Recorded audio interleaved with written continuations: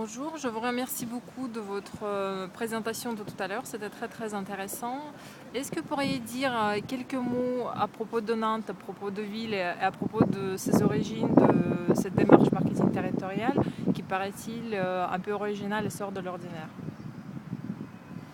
Alors d'abord, Nantes, c'est la cinquième ou sixième ville métropolitaine française. Donc ça ne fait pas partie, c'est pas une capitale, c'est une métropole qui a un peu moins d'un million d'habitants. Donc on est ce qu'on appelle une métropole de deuxième catégorie en termes de taille. Donc quand on est une métropole de deuxième catégorie, ça veut dire qu'on doit avoir plus une attitude de challenger qu'une attitude de leader. Et quand on est challenger, il faut être différent des autres, il faut montrer en quoi on est fort sur certains aspects, parce qu'on Mhm. on ne peut pas se prévaloir d'une force au-dessus des autres. Donc la stratégie sur laquelle on a travaillé, c'est de dire en fait la spécificité de cette métropole, elle tient dans la multiplicité de ses points d'excellence. C'est-à-dire que nous ne sommes pas le leader de l'aéronautique, mais nous avons deux usines Airbus et nous sommes le deuxième pôle aéronautique français. Nous ne sommes pas le plus gros chantier naval, mais nous avons un des plus importants chantiers navals de la côte atlantique. Nous n'avons pas la plus grande université, mais nous avons des spécialisations aussi Mhm. bien au niveau des sciences humaines et sociales ou au niveau de la biomédicale, Le biomédicale, secteur etc. composite aussi. Voilà, alors le secteur de composite. Donc en fait, nous avons plusieurs points de force, plusieurs axes intéressants. Et ce qui est important vis-à-vis de l'extérieur, c'est de présenter tous ces axes en même temps.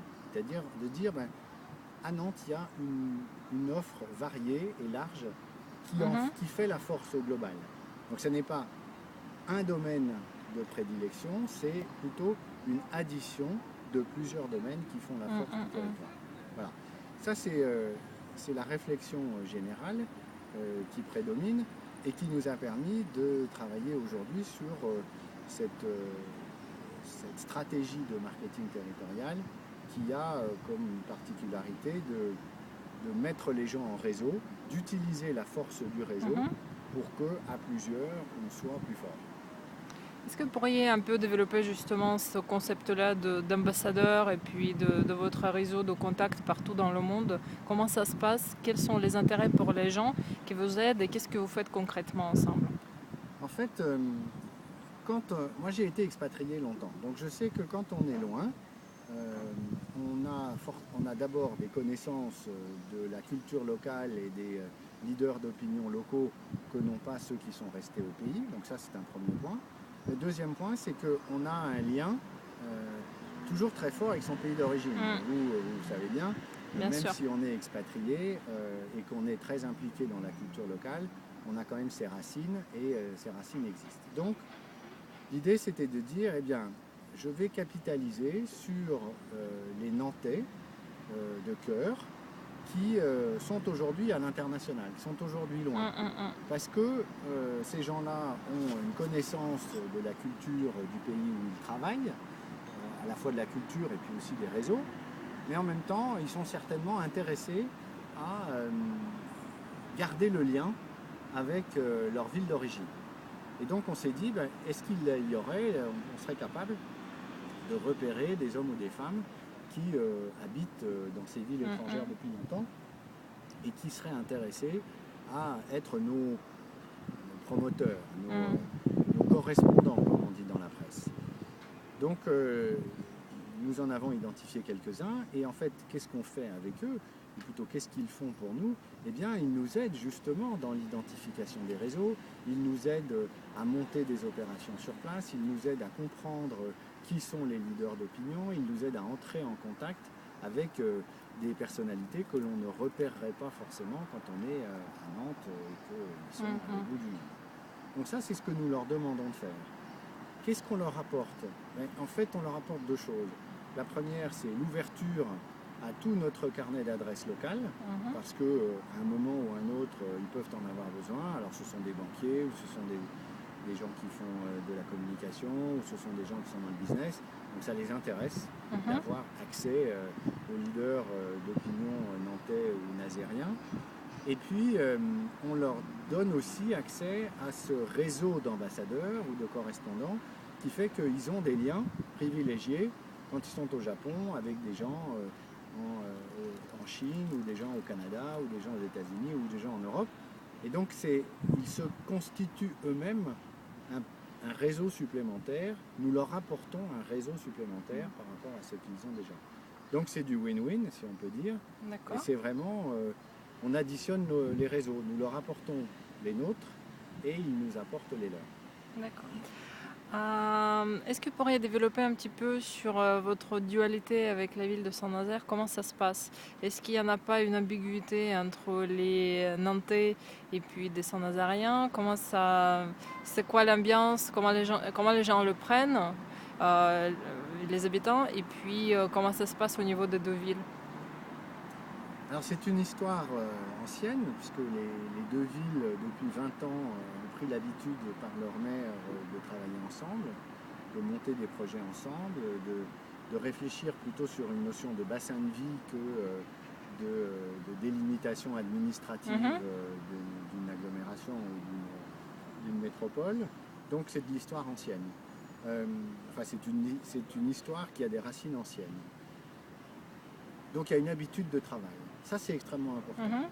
Après, oui, bien sûr, il y a forcément des différences entre les deux villes, des différences d'image, des différences de taille, des différences de perception. Mais ça, c'est le quotidien. Je crois que ce qui est le plus important dans tout ça, c'est le projet. C'est le projet de bassin de vie de ces deux collectivités qui ont dit, en fait, à l'international, on a besoin d'être ensemble. Et tout seul, on n'y arrivera pas. Donc mettons-nous ensemble et mettons en même temps les forces économiques avec la Chambre de commerce, parce que quand on additionne les forces économiques avec le poids des collectivités, on arrive à fédérer des acteurs, ou en tout cas un réseau de partenaires qui permettent d'être plus forts. Ça, c'est assez unique en France. Oui, en effet. Mais la démarche, elle n'est pas banale. Donc, il y a dans beaucoup de domaines, comme par exemple votre choix de numérique pour la communication, votre positionnement dual en quelque sorte, le réseau de correspondants. En fait, il n'y a rien de comparable dans ce que je sache. Oh, c'est gentil de le dire, mais c'est pas tout à fait exact. Non, il y a des tas de gens qui font des choses qui nous ont à un moment soit inspirés, soit au contraire, où on s'est dit c'est pas ça qu'il faut faire. Ce que moi j'ai cherché à faire avec les équipes ici, c'est de mettre en place une démarche qui soit effectivement un peu originale.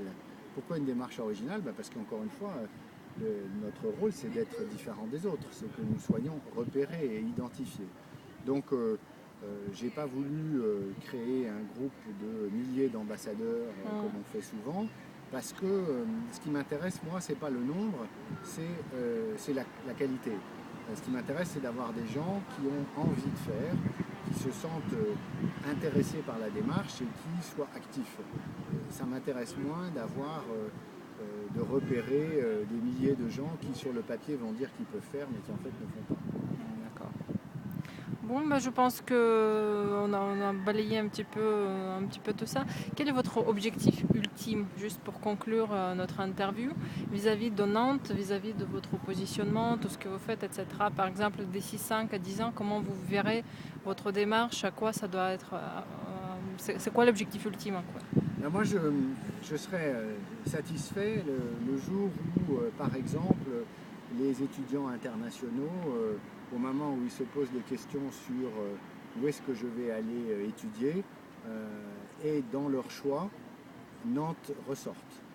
Que par exemple, un investisseur étranger qui est en train de se poser des questions sur un investissement européen se dise Nantes fait partie du choix. En fait, nous devons de faire en sorte que Nantes fasse partie systématiquement de choix d'investisseurs, d'étudiants, de chercheurs, d'artistes, quand c'est pertinent, bien sûr. Ce n'est pas pertinent sur tous les domaines. Mais quand c'est un domaine de pertinence, je souhaiterais que nous apparaissions en permanence dans le top 5. Alors ça ne veut pas dire qu'on sera retenu, mais j'ai besoin déjà que dans l'écran radar des cibles, nous apparaissions systématiquement comme un choix. Aujourd'hui, ce n'est pas encore le cas. D'accord, merci beaucoup.